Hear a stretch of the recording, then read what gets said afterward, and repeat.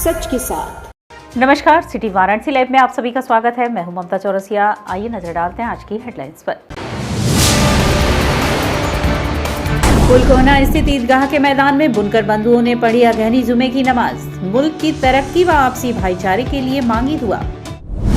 केदार घाट पर मनाया गया भूमानंद तीर्थ महाराज का 31वां आराधना दिवस। शामिल हुए डिप्टी सीएम। 25 फीट ऊंची नटराज की प्रतिमा का हुआ विमोचन। सोमेश्वर घाट पर शहीदों के नाम से जलाए गए 2100 दिए। सामूहिक खुदकुशी के शिकार 4 लोगों के लिए भी की गई प्रार्थना। और प्रधानमंत्री स्वनिधि योजना, प्रधानमंत्री आवास योजना के लाभार्थियों को डिप्टी सीएम ने वितरित किया प्रमाण पत्र। और अब खबरें विस्तार से। शुक्रवार को मुस्लिम समाज द्वारा पुराना पुल स्थित ईदगाह में पुरानी परंपरा का निर्वाह करते हुए अगहनी जुमे की नमाज अदा की गई। शुक्रवार को पुराना पुलकोहना स्थित ईदगाह में बुनकर बिरादराना तंजीम 22 के सरदार हाजी मोइनुद्दीन उर्फ कल्लू हाफिजी के सदारत में सदियों पुरानी पारंपरिक अगहनी जुमे की नमाज अदा की गई। इस मौके पर सरदार हाजी मोइनुद्दीन उर्फ कल्लू हाफिजी ने बताया कि अगहन के इस पवित्र महीने में पूरा बुनकर समाज अगहनी जुमे की नमाज हर साल ईदगाह में अदा करता है। ये सिलसिला लगभग 450 साल पहले से चला आ रहा है। उस वक्त देश के हालात ठीक नहीं थे। किसान और बुनकर दोनों समाज के लोग परेशान और बदहाल थे। बारिश न होने की वजह से खेती नहीं हो रही थी। देश में अकाल पड़ा था। बुनकरों के कारोबार नहीं चल रहे थे। तब बुनकर समाज के लोगों ने अपना कारोबार बंद कर ईदगाह में इकट्ठा होकर अगहन के महीने में ईदगाह में नमाज अदा की। अल्लाह के बारगाह में हाथ फैलाकर दुआ की और अल्लाह का करम हुआ और खूब जमकर बारिश हुई। किसानों में खुशी की लहर दौड़ गई और उसके साथ साथ बुनकरों के कारोबार में भी तेजी आई। तभी से इस परंपरा को बुनकर बिरादराना तंजीम 22 निभा रही है। बनारस की तंजीम बुनकर बिरादराना तंजीम बावनी के सदर हाजी मुख्तार महतो साहब के लड़के फैसल महतो ने बताया कि ये अगहनी जुम्मा की नमाज गंगा जमनी तहजीब की एक जीती जागती सबूत है। सदियों पहले जब मुल्क के हालात खराब थे, सभी वर्ग के लोग परेशान और बदहाल थे, तब उस बदहाली और परेशानी को दूर करने के लिए बुनकर समाज के लोग अपने अपने मुर्री बंद कर ईदगाह में नमाज अदा कर उस दुआ का असर हुआ। चारों तरफ खुशहाली आई। किसान और बुनकर दोनों के कारोबार में बरकत हुई और ये परंपरा आज भी हम सब निभा रहे हैं। बुनकर बिरादराना तंजीम 12 के सरदार हासिम अंसारी ने कहा कि हमारे बुनकर समाज ने हमेशा गंगा जमुनी तहजीब की मिसाल पेश की है। बुनाई के पेशे में हिंदू भाई और मुस्लिम भाई एक साथ मिलकर काम करते हैं और अगहनी जुम्मे में भी यही पैगाम देते हैं। आज के दिन हमारे किसान भाई द्वारा उगाई गई गन्ने को जिसकी दुकान हमारे हिंदू भाई लगाते हैं, उन तमाम दुकानों से मुसलमान भाई अगहनी जुम्मे की नमाज अदा कर गन्ना खरीद कर अपने अपने घर ले जाते हैं। यही हमारा हिंदुस्तान का गंगा जमुनी तहजीब है। तकरीर मौलाना जाहिर साहब ने किया। तकरीर में मौलाना साहब ने सभी से मिल्लत और भाईचारगी बनाने की अपील की और कहा कि सभी लोग आपस में मोहब्बत रखिए। मोहब्बत एक ऐसी चीज है जो सभी को एक धागे में पिरोकर एक साथ लेकर चलती है। आज हम सब को इसी की जरूरत है। आज के अगहनी जुमे की नमाज मौलाना मुफ्ती अबू कासिम मोमानी साहब सैफुल हदीस मोहतमीम दारुल उलूम देवबंद ने पढ़ाई और नमाज के बाद दुआख्वानी कर मौलाना साहब ने मुल्की की तरक्की के लिए दुआएं की। आपस में भाईचारगी बनी रहे उसके लिए दुआ की। बुनकर भाइयों के कारोबार में बरकत के लिए दुआ की। मुल्क में सभी को रोजगार मिले उसके लिए दुआ की और हम सबको नेक राह पर चलने की दुआ की और सभी ने लोगों से नमाज पढ़ने की दुआ की। सादगी से शादी हो, बिना खर्च के शादी ब्याह हो तो उसके लिए दुआ की। आज जो घर घर में सभी लोग बीमार हैं, उनकी बीमारी को दूर करने के लिए अल्लाह से बारगाह में हाथ फैलाकर सभी ने दुआ की।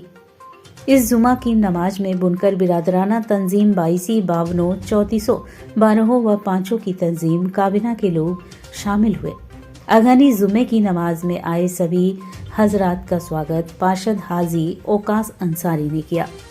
अगहनी जुम्मे की नमाज में मौजूद हैदर महतो हासिम सरदार हाजी तुफैल अफरोज अंसारी, पार्षद हाजी ओकास अंसारी, मौलाना शकील, पांचों तंजीम के सरदार अतीकुल्ला साहब, सरदार मोहम्मद असलम, 14 तंजीम हाजी इश्तियाक पार्षद, बेलाल अंसारी पार्षद, डॉक्टर इम्तियाजुद्दीन हाजी सवाले, हाजी महबूब अली, सरदार नसीर, हाजी मुमताज, हाजी मोइनुद्दीन आदि लोग मौजूद थे।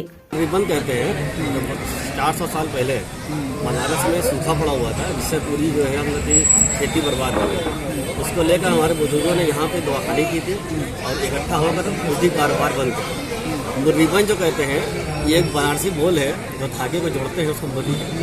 तो इस दिन अपना पूरा कारोबार बंद करके सभी बुनकर यहाँ इकट्ठा होते हैं अपने कारोबार के लिए, अपने शहर के लिए और देश का अनुमान के लिए, सेहत में शांति रहे, सबकी तरक्की हो, उसके लिए यहाँ पर दवाखानी होती है।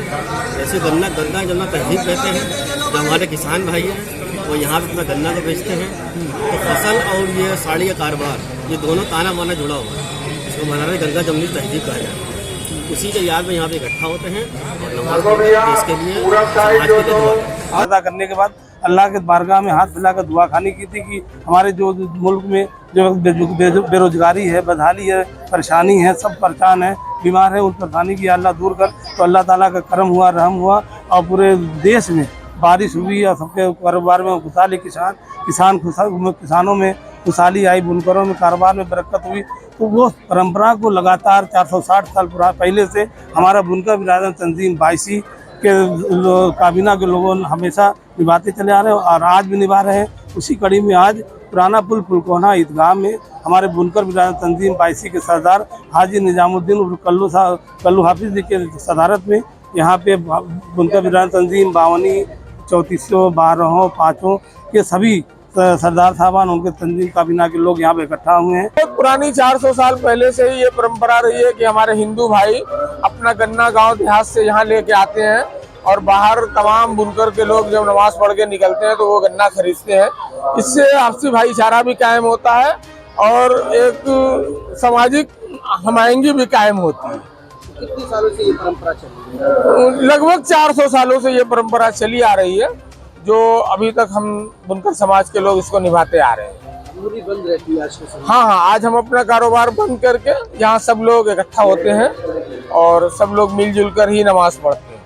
केदार घाट पर भूमानंद तीर्थ महाराज का 31वां आराधना दिवस मनाया गया। उत्तर प्रदेश के उप मुख्यमंत्री ब्रिजेश पाठक ने कहा कि आज काशी में भूमा मठ केदार घाट में गंगा तट पर गंगा के सम्मुख नटराज की प्रतिमा कार्यक्रम में शामिल होना मेरे लिए सौभाग्य है।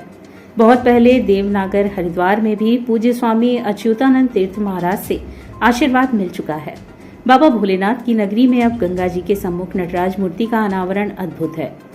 यहाँ बाबा की नगरी में सदियों से लोग मोक्ष प्राप्त करने की कामना से आते रहे हैं। ये बातें वे आज केदार घाट स्थित भूमा अध्यात्म पीठम मठ में अनंत श्री विभूषित स्वामी भूमानंद तीर्थ महाराज के 31वें आराधना दिवस के अवसर पर मठ में स्थापित गंगा के सम्मुख अमृत कलश पर 25 फीट ऊंची नटराज मूर्ति अनावरण समारोह में अनावरण के बाद मठ में चल रहे संगीतमय श्रीमद् भागवत कथा स्थल पर भूमा पीठाधीश्वर अनंत श्री विभूषित स्वामी अच्युतानंद तीर्थ महाराज की अध्यक्षता में मुख्य अतिथि पद से बोल रहे थे।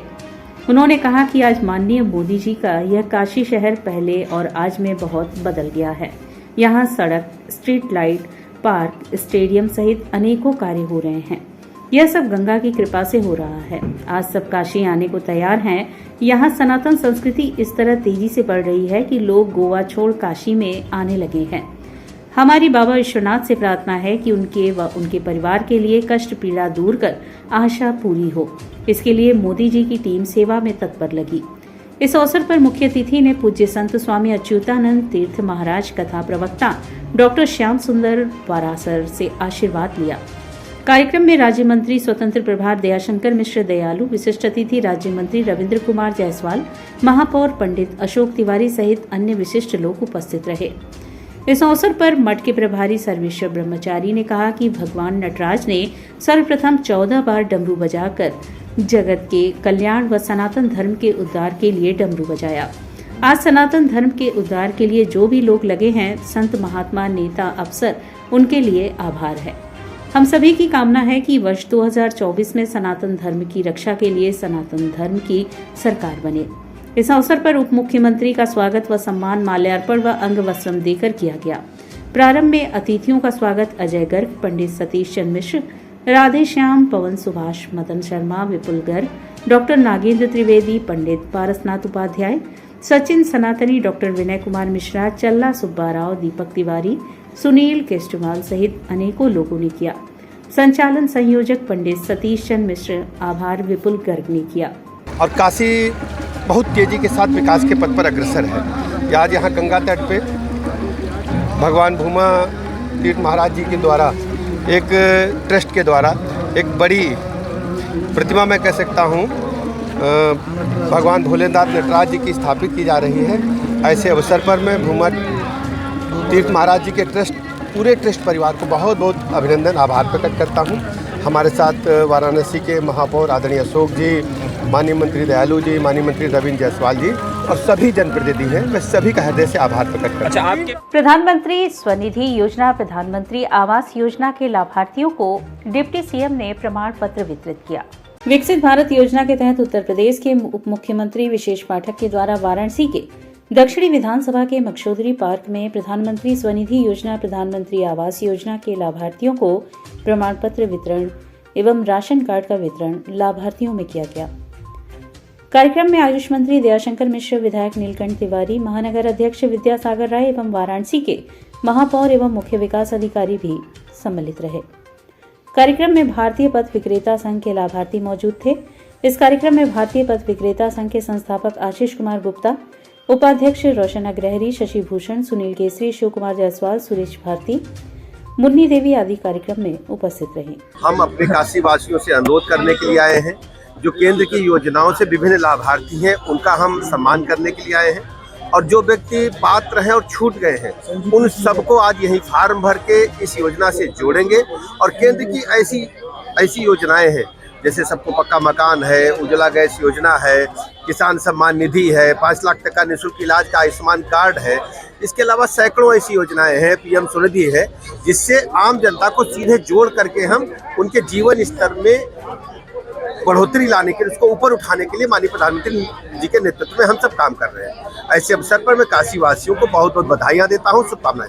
सामूहिक खुदकुशी के शिकार 4 लोगों की आत्मा की शांति के लिए कैलाश भवन में प्रार्थना सभा का आयोजन हुआ। साथ ही सोमेश्वर घाट पर शहीदों के नाम से 2100 दिए भी जलाए गए।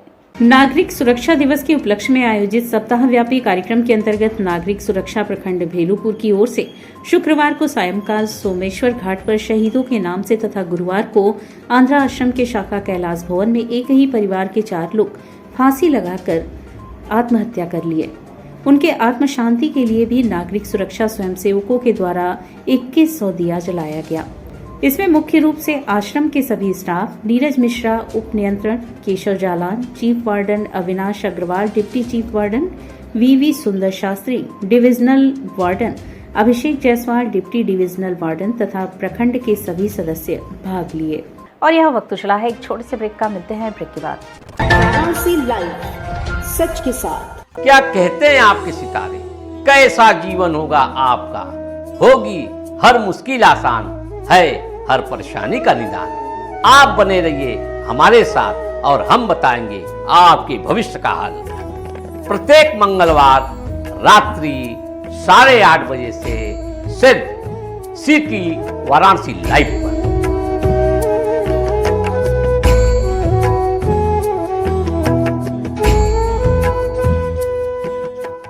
वाराणसी लाइव, सच के साथ। और ब्रेक के बाद पुनः आपका स्वागत है।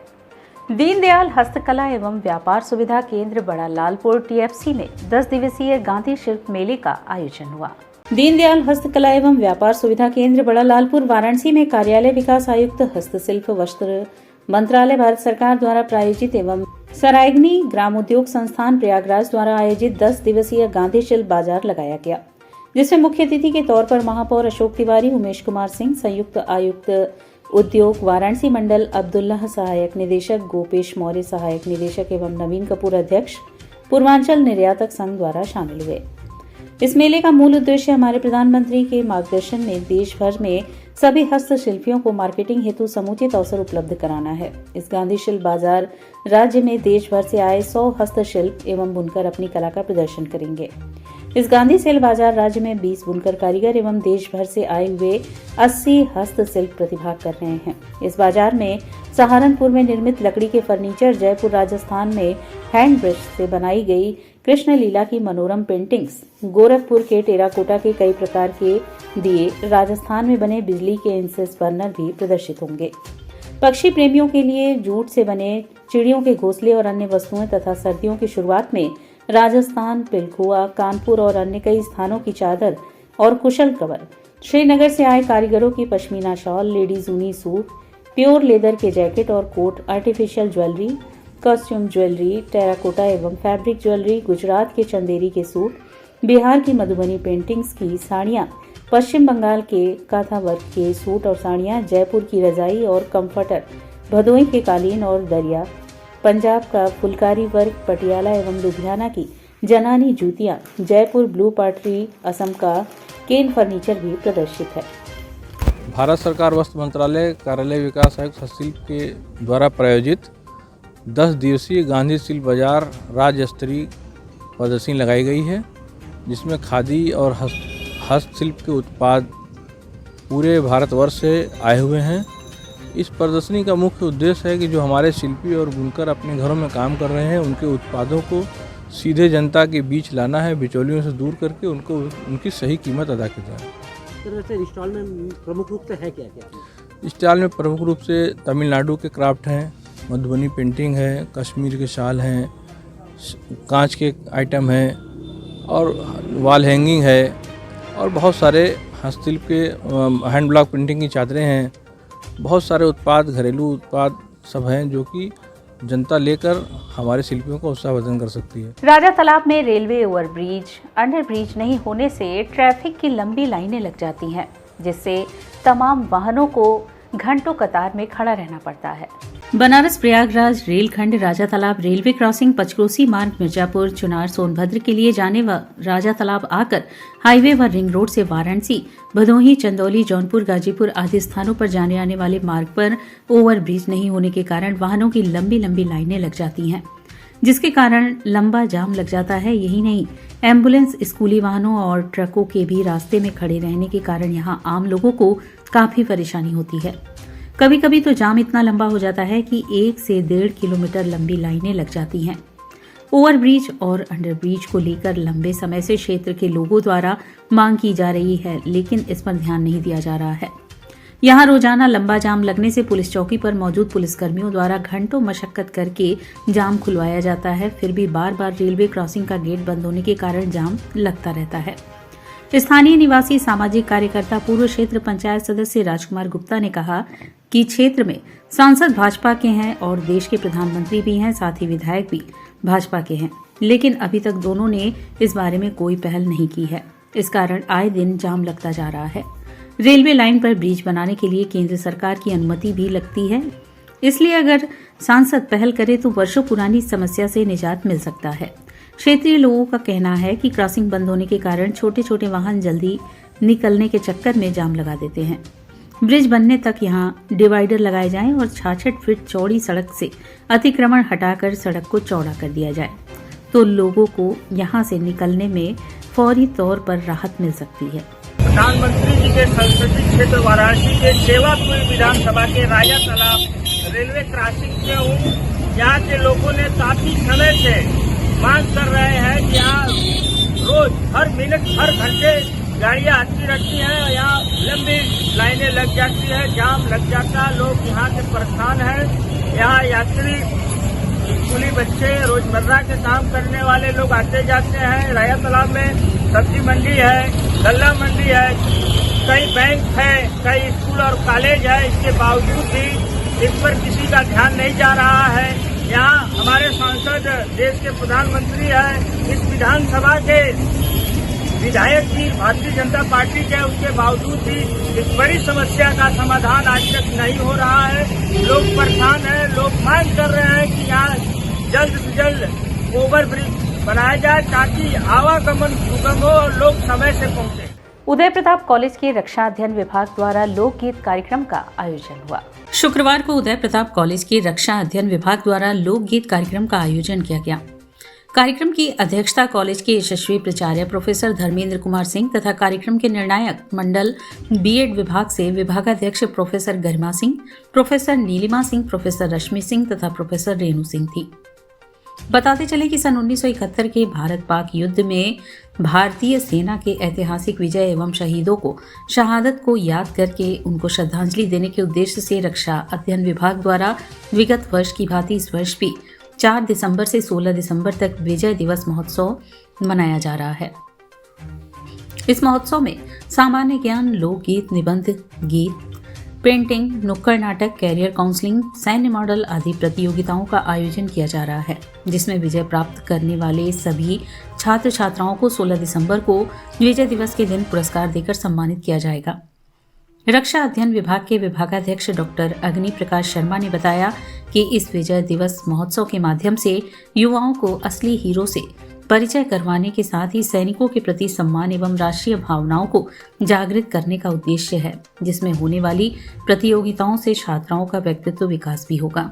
इस प्रतियोगिता के माध्यम से पहली बात तो विजय दिवस महोत्सव मनाने का हमारा जो कार्यक्रम था वो ये था कि एक्चुअली में हमारे जो असली हीरो हैं उसके बारे में हमारे जो छात्र यहाँ के नई युवा पीढ़ी है उसको जाने, क्योंकि हॉलीवुड बॉलीवुड के हीरोज़ तो सभी जानते हैं, लेकिन हमारे जो रियल हीरोज़ हैं जो अपनी शहादत अपनी सीमा पे अपने देश की सुरक्षा में देते हैं उनके बारे में जाने, इसलिए ये विजय महोत्सव मनाया जा रहा है। उसके साथ साथ जो प्रतियोगिताएँ कराई जा रही हैं उनके जो संपूर्ण विकास है ये प्रतियोगिताएँ उनका बहुत उनकी मदद करता है।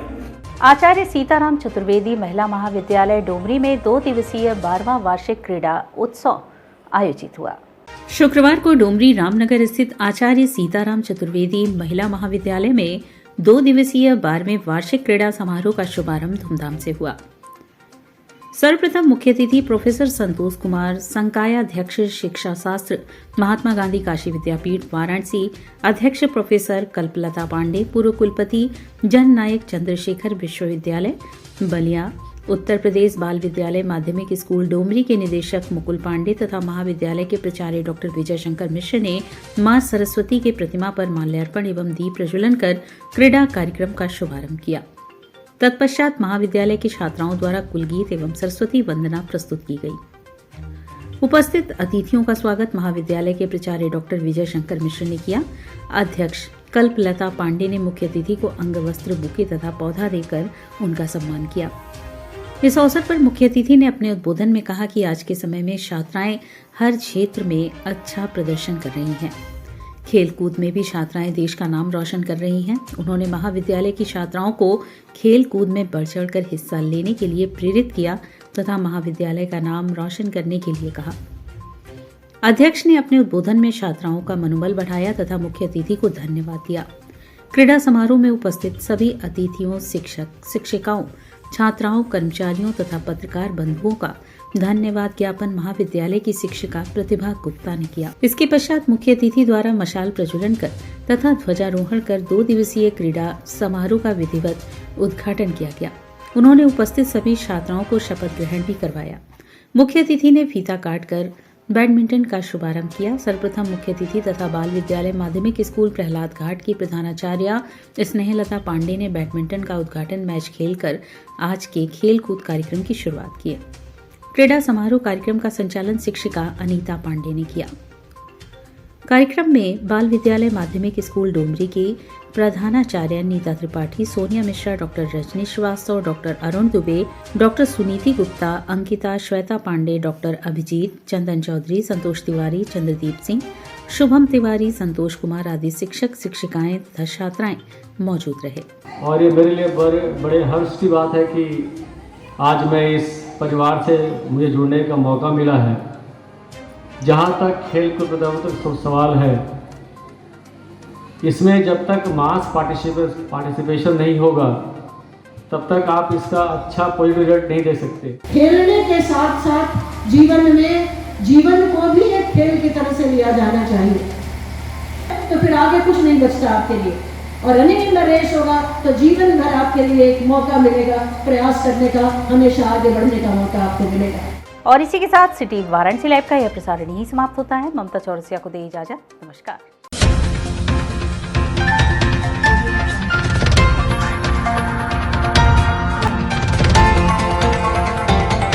वाराणसी लाइव, सच के साथ।